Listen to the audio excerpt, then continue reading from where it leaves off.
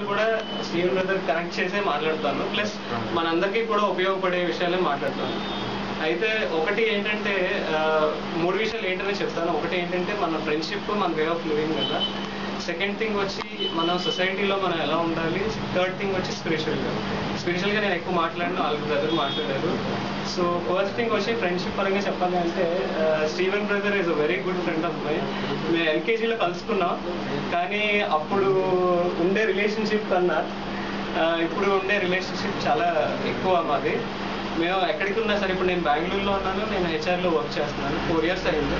మేము ఎప్పుడు వెళ్ళినా సరే, మేము దూరంగా ఉన్నా సరే తను ఎప్పుడు తలంచుకుంటూ ఉంటాం. ఎందుకంటే తనతో నేను ఈవెన్ సర్వీస్కి వెళ్తున్నప్పుడు కూడా తనతో పాటు వచ్చాను. ఈవెన్ కొన్ని అరకు, కొన్ని ట్రైబల్స్కి వెళ్తే తనతో పాటు నేను మూవ్ అయ్యాను. అందులో నాకు చాలా లెర్నింగ్ వచ్చింది. ఆ లెర్నింగ్ నా లైఫ్లో నేను ఇంప్లిమెంట్ చేసుకున్నాను. ఎలా ఇంప్లిమెంట్ చేసుకున్నాను అని జస్ట్ ఒక 1-2 minutes చెప్తాను. దట్స్ ఇట్, ఐఎమ్ క్లోజ్ చేస్తాను. అయితే నేను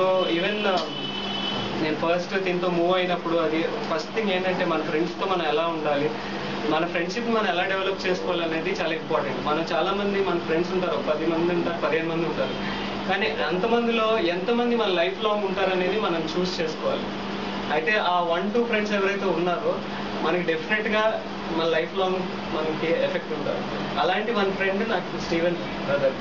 ఓకే, వాళ్ళు గైడ్ చేస్తారు లైఫ్లో ఎలా వెళ్ళాలి, ఎలా ముందుకు వెళ్ళాలి, ఏం చేయాలి అనేది మనకి ఒక దారి చూపిస్తారు. అలాంటి ఒక మంచి వ్యక్తి మన లైఫ్లో ఉండాలి. మనం అలాంటి వ్యక్తుల్ని చాలాసార్లు పక్కన పెట్టేస్తాం. వాళ్ళకి డబ్బులు లేకో, లేదంటే వాళ్ళకి ఇంకేదో ప్రాబ్లమ్స్ వచ్చి మనం వాళ్ళని పట్టించుకోం. మన పక్కన ఉన్నా సరే మనం పట్టించుకోం.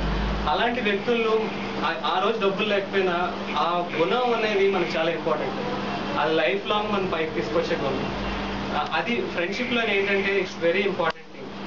సెకండ్ థింగ్ ఏంటంటే తన్ని చూసి నేను ఈరోజు రోటరీలో మెంబర్ అయ్యానండి. రోటరీ అంటే it's social service organisation. Basically ఏంటంటే అది జనాలకు వెళ్ళి సేవ చేయడం అన్నమాట. అది ఏంటంటే తను చూసి నేర్చుకున్నాను. ఎందుకంటే తను వెళ్ళి ఆ ట్రైబల్స్లో వాళ్ళకి సేవ చేయడం కానీ లేదంటే చేయడం చూసి నేను చాలా నేర్చుకున్నాను. మనం కూడా యూత్ని యూజ్ చేసుకోవాలి, ప్రాపర్గా యూజ్ చేసుకోవాలి. యూత్ అనేది ఒక మీనింగ్ ఉండాలి అనే ఒక దృష్టితోని ఐ టుక్ 1 step ahead.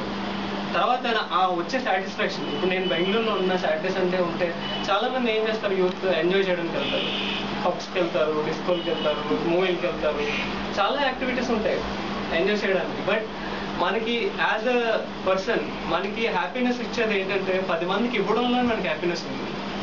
ఆ హ్యాపీనెస్ మనం గెయిన్ చేసుకోవాలి లైఫ్లో.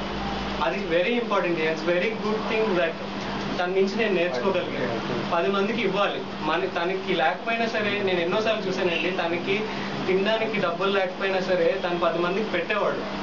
అది నాకు చాలా నేర్పింది లైఫ్లో.